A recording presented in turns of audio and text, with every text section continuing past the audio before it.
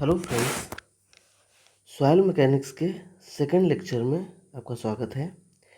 Second lecture में जैसा कि हमने डिस्कस किया था कि हम लोग जो है फेज डायग्राम, जो कि सेकंड टॉपिक है, हम उसे डिस्कस करेंगे। तो फेज डायग्राम बेसिकली क्या होता है? यह डायग्रामिक रिप्रेजेंटेशन होता है सॉइल के डिफरेंट फेजेस का। डायग्रामिक रिप्रेजेंटेशन मतलब आगे हम देखेंगे क्या क्या होता है, कैसे कैसे हम रिप्रेजेंट करते हैं सॉइल के डिफरेंट फेजेस को, या फिर इसको हम सॉइल, वाटर, एयर और रिलेशनशिप भी बोलते हैं कि सॉइल, वाटर और एयर का क्या रिलेशनशिप होता है सॉइल में। सो हम स्टार्ट करते हैं। जनरली जो होता है सॉइल मास, वो 3 फेज सिस्टम होता है। 3 फेज सिस्टम मतलब कौन कौन सी 3 चीज़ें होती हैं? इसमें सॉलिड्स होते हैं, लिक्विड्स होते हैं और गैसियस मैटर प्रेजेंट होते हैं। तो एक एक चीज़ को हम देखेंगे कि सॉलिड्स में क्या आता है, लिक्विड्स में क्या आता है और गैसेस में क्या क्या जनरली चीज़ें होती हैं। तो सबसे पहला है सॉलिड्स। सॉलिड्स में क्या होता है? सॉलिड्स जो होता है वो कंपोजिशन होता है मिनरल्स का और ऑर्गेनिक मैटर्स का। थोड़ा और डीप देखेंगे तो मिनरल्स मतलब होता है पार्टिकल्स, किस शेप के हैं, किस साइज के हैं। और ऑर्गेनिक मैटर का मतलब होता है प्लांट्स या जो एनिमल्स होते हैं उनका रेसिड्यू। ये जैसे जैसे डिकम्पोज हो जाते हैं, जैसे कि हम लोगों ने देखा होगा या मतलब सुना होगा कोयले के बारे में कि प्लांट्स जो होते थे वो सॉइल के अंदर दब जाते थे, फिर वो कोयले में कन्वर्ट हो जाते थे। तो उसको इसीलिए वो क्या होते हैं, वो ऑर्गेनिक मैटर्स होते हैं।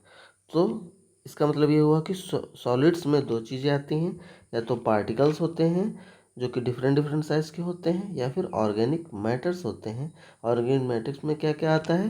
प्लांट्स और एनिमल्स के रेसिड्यू। नेक्स्ट कॉन्स्टिट्यूएंट है हमारा सॉइल का लिक्विड्स।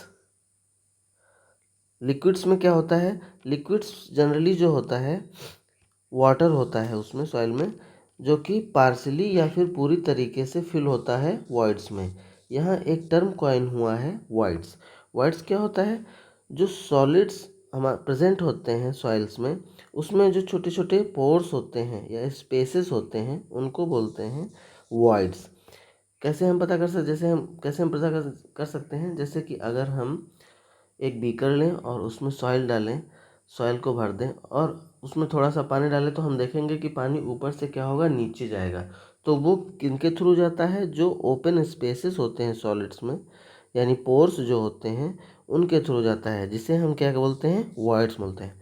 पूरी सॉइल मैकेनिक्स में ये टर्म बार बार आपको मिलेगा, सो ये चीज़ आपको मालूम होनी चाहिए। थर्ड हमारा जो कंपोनेंट होता है सॉइल में वो होता है गैसियस फेस। इसमें यूजुअली क्या होती है? एयर होती है। एयर क्या करती है? जितने भी वॉइड्स प्रेजेंट होते हैं, जिसमें वाटर जो है नहीं फिल होता है, वो एयर के थ्रू फिल्ड हो जाते हैं। ठीक है। तो हमारे जो सॉइल होती है उसमें हमने जाना कि 3 फेज होते हैं, सॉलिड का, लिक्विड का और एक गैस का फेज होता है। ठीक है। तो अब हम डायग्राम में भी देखेंगे कि कैसे होता है। यहाँ पर एक 3 फेज डायग्राम दिखाया गया है। इसको पार्शियली सैचुरेटेड सॉइल बोलते हैं। याद रखिए इस टर्म को। इसको क्या बोलते हैं? Partially saturated soil. तो 3 फेज है, दैट इज इसमें क्या क्या होगा? एयर होगी, वाटर होगा और सॉलिड होंगे। इसमें एक तरफ वेट को रिप्रेजेंट किया गया है और एक तरफ वॉल्यूम को रिप्रेजेंट किया गया है। यहाँ पर वी ए क्या रिप्रेजेंट करता है? Volume of air. V W क्या रिप्रेजेंट करता है? Volume of water. V S क्या रिप्रेजेंट कर रहा है? Volume of solid. एक चीज़ यहाँ ध्यान देने वाली बात है, हम लोगों ने वहाँ पर वॉइड्स की बात की थी, that is V V. V V मतलब होता है volume of voids. Volume of voids. यहाँ पर वी वी का मतलब क्या हो गया? वी वी इक्वल टू हो जाएगा volume of air plus volume of water. That is air का वॉल्यूम और वाटर का वॉल्यूम क्या होता है? सॉलिड्स में फिलअप होता है, इसीलिए इसको वॉल्यूम ऑफ वॉइड कहा गया है। तो हमारा टोटल वॉल्यूम यहाँ पर क्या हो जाएगा? Volume of air, volume of water plus volume of solids. Volume of air plus volume of water को हम लोग क्या लिख सकते हैं? Volume of voids. सो हमारा टोटल वॉल्यूम क्या हो जाएगा, volume of wides plus volume of solids. ये बहुत इंपॉर्टेंट है। नेक्स्ट जब हम इम्पॉर्टेंट डेफिनेशंस पढ़ेंगे वहाँ पर इसका बहुत ज़्यादा यूज होगा। सो इस फॉर्मूले को बिल्कुल याद कर लीजिए।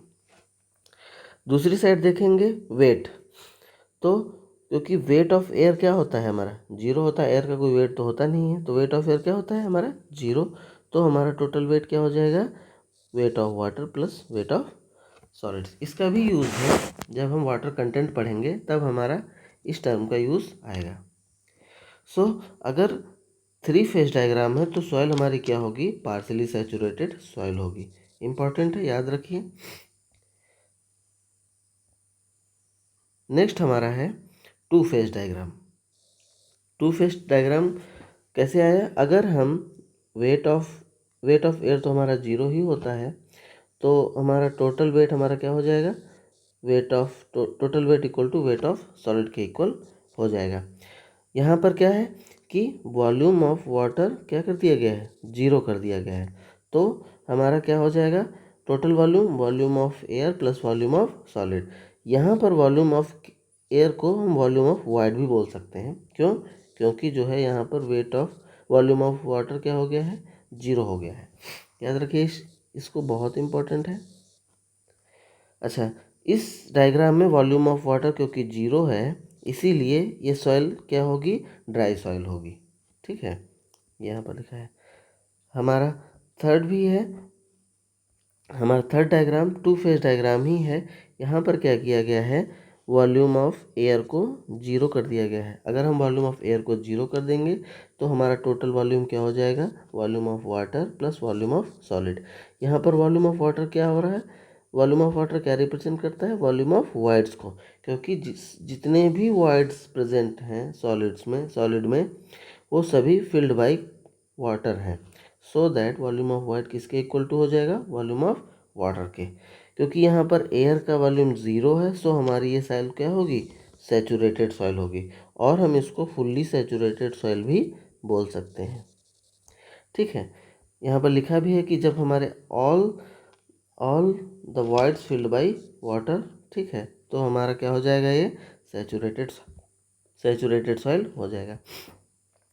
वेट ऑफ द एयर क्योंकि यहाँ पर वैसे भी जीरो होता है, इसीलिए टोटल वेट हमारा weight of the water plus weight of the solid हो जाएगा।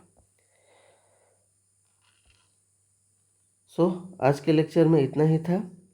इसके अलावा ये फेज डायग्राम बहुत ही इम्पॉर्टेंट है।